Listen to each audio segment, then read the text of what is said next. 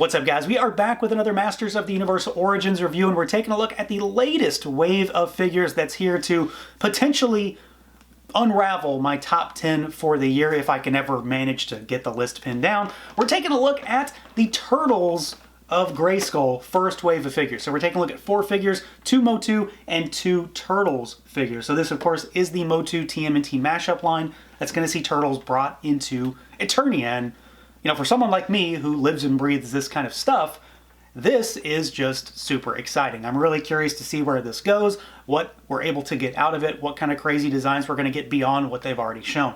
So again, we've got 2 MOTU figures. So we've got ManatArms and we've got He-Man, but this is like a mutated He-Man. So you've got your 2 MOTU characters, and then we've got 2 Turtles. So we've got Donatello, because, you know, people seem to love him for some reason. And then we've got the actual best turtle. We've got Leonardo. I'm super excited that he is in this first wave, just, you know, for my own personal reasons. These guys do come on Origin style card backs, of course. So you've got blister cards with the figure in there. You've got MOTU and Turtle logos on that. You've got the Turtles of Grayskull logo up top with all this new artwork. You've got the sort of MOTU lava burst explosion, but it's done up with a mutation ooze motif. And then the back of the package is still very MOTU. So you got cross-sell, you got that sort of vintage accessory, a sort of instruction piece. You've got a little bit of a write-up, and then you've got specific artwork for each card. So like on Leo's, for example, you've got Leo facing off against the Shredder that we're going to get out of this line. So really cool stuff there. Very excited for these figures. I love the presentation on these cards just in general, but let's do it. Let's pull them out and take a look.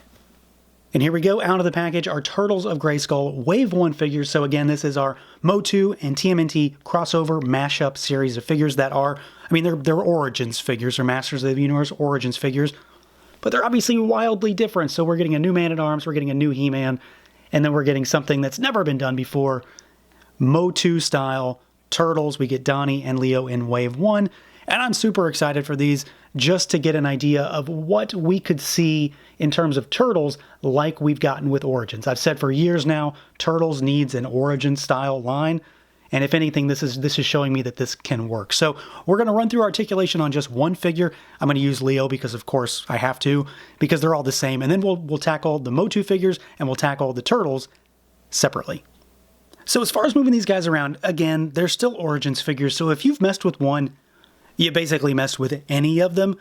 So we're just going to run through one of them, and it has to be, I mean, it has to be Leonardo. So we've got a head that can look up, he can look down, you got tilt side to side, really good tilt on the Turtles, and then you've got rotation. Now, of course, some of them are going to be more limited than others because of their design and just their overall build, but the articulation scheme is still the same.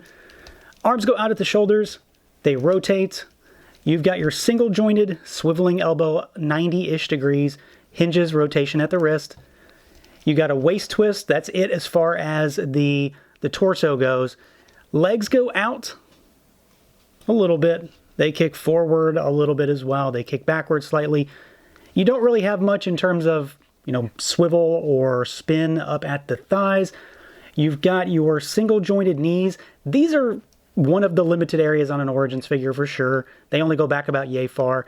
They do swivel up there at the knee. You've got boot cut for swivel, and then you've got really good rocker, and then you've got really good hinges down at those ankles. So, you know, they move okay. They're exactly what Origins should be, though. They are slight improvements on that original vintage style. No one's going to accuse this line of being too dynamic by any means, but they move well enough for the intent in these figures, and I think they move pretty well overall. I will stress that when it came to my figures in particular, I did need to heat up the elbows and the knees on all 4 figures. Likely, they would have all snapped otherwise, so maybe take some caution when you're popping these guys out, but otherwise, they move around pretty well. Now, as far as the Turtles go from like an overall look and feel perspective, this is weird. Like, this is weird, but in a really good way, because this is obviously uncharted territory, right? So we've got Donnie, we've got Leo, and they're still very turtle-y figures. Like, they're obviously Ninja Turtles, but they're just something a little bit different about them. So they are, of course, very much Origins figures. So they've got that classic He-Man proportion and barbarian style build, but I think it kind of works here. Like, I'm really happy with the way these turned out, specifically just from top to bottom when it comes to how this thing, Turtles, has translated into an entirely different aesthetic. They work pretty well. There's a couple nitpicky things about these that I don't like, and it's typical Origin stuff for me. Like things like the fact that all the figures can be popped apart, the armor being removable, things like that. I just hate the fact that like this armor, like this thing right here on Leo's arm, it's not attached to him, so it moves and it falls. That stuff kind of annoys me. More of just a nitpicky kind of thing. Things like this with Donnie. So like this little tab right here sticking out the front, coming forward rather than going backward, that really annoys me. This is kind of unsightly, but again, nitpicky, minor stuff. It's all about the way these have translated to this form factor, though.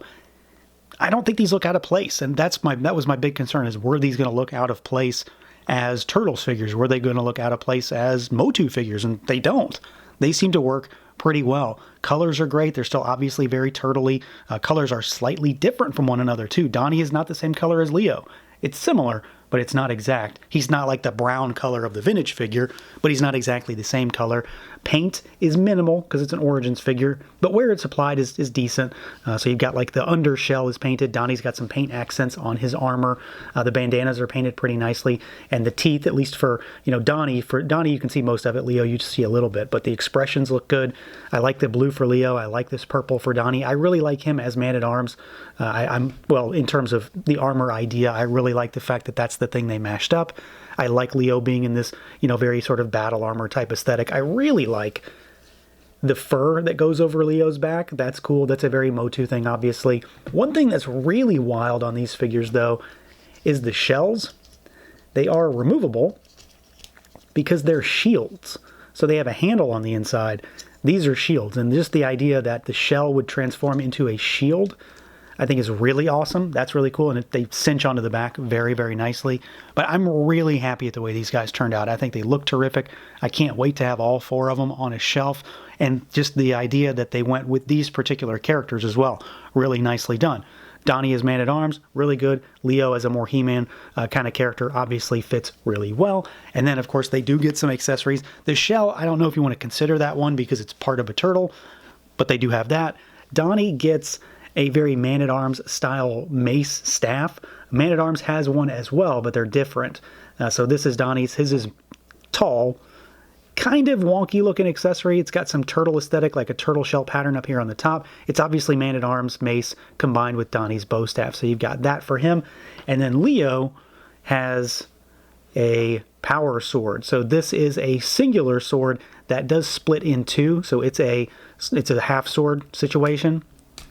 So you've got this right here, so you can split this bad boy in two, and you've got 2 really large swords to use with Leo. I do find that he has slight difficulty holding them when they're like this, but when it's together, it gets held together just fine, and it does pop together pretty nicely. I'm not usually the biggest fan of the combining sword because they tend to not work all that well, but this does seem relatively sturdy. No paint on either of these, though. They are just the cast metallic-y kind of plastic, but they do work pretty well. And again, they accentuate these figures. They lend them to being more MOTU-esque ideas and just really round out some solid figures.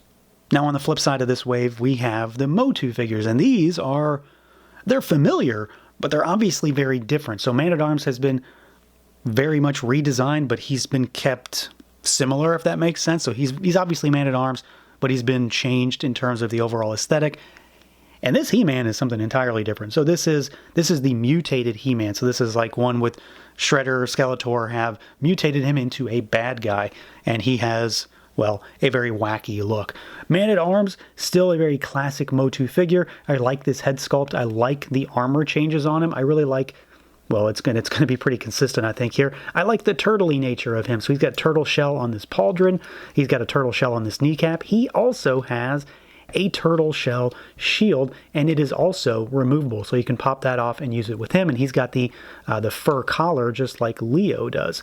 So he's still very close to a, let's say, a classic Man-at-Arms, but just sort of modified for this subline, like any other toy line would do. Somebody's going to get changed up. They're going to get a variant on their armor, and that's what Man-at-Arms has here. He's got some gold metallic or orangey gold metallic paint on him. Overwhelmingly, this guy is mostly just cast plastic outside of some accents on the helmet, the bracers, and then his face. But he does look pretty good, and again, it's Man-at-Arms through and through. I do think he's kind of overshadowed by He-Man just by virtue of the fact that this is so different. It gives me a very like Slime Pit He-Man feel, basically, just by virtue of him being mind controlled and transformed and mutated. So he's, instead of green, he's purple. He is translucent-y, but he's not really translucent. Like he's still opaque, but there's definitely a difference in his plastic compared to the other figures. So there is some translucency to him, but you're not like seeing through him or anything like that. I do think it looks good though, and the purple, at least compared to the rest of the figures in this wave, pops quite a bit with this sort of green, the lightning bolt vein action that he's got going all over him. You got the orange accents on the harness there. He's got, you know, a busted up boot with his sort of mutating foot sticking out there, the whole 9 yards. He does have some pretty wonky proportions too. He is obviously different from the rest. We got him with ManatArms right here, and you can see that his arms are enormous by comparison. So they go down like to his knees, and they are super, super wide and beefy and girthy. And then you've got our head sculpt here, which I think looks really good. He's got a kind of a crazed, wonky expression. You've got this neon green hair and the blood red eyes.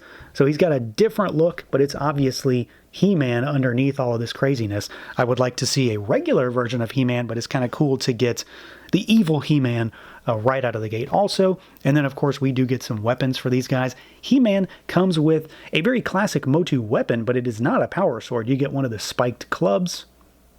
Holds this really well. Looks good. No paint on it, of course. ManatArms gets his mace, but this is not your standard ManatArms mace. Obviously, it's a little bit different. It's bigger, it's longer. It's very similar to Donatello's because they actually connect. So ManatArms is the short one, Donnie's is the long one, and they connect in the middle, and it creates this monstrosity. This thing is humongous and very, very kind of unwieldy, but if you wanted to give this to Donnie, I guess, to have him have a full-on bow staff kind of mace, you do have the option. Cinches together pretty well, and it seems to stay nicely also, at least so far. So they do come with their own signature accessories, and then of course ManatArms has that pretty cool shield on his back as well, if you want him to use that. So very much through and through, you know, origin style figures that we come to expect, just changed up a little bit for ManatArms, and then changed up quite a bit in the weird and wacky sense for He-Man. So yeah, overall, this is a really solid set of figures. I mean, let's be honest, it takes two of my favorite properties of all time and mashes them together.